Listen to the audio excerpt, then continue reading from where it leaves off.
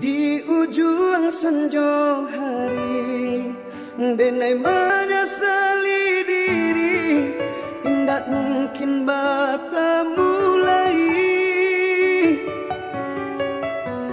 Jo orang dan den sayangi, anta dimaki ninyo berada.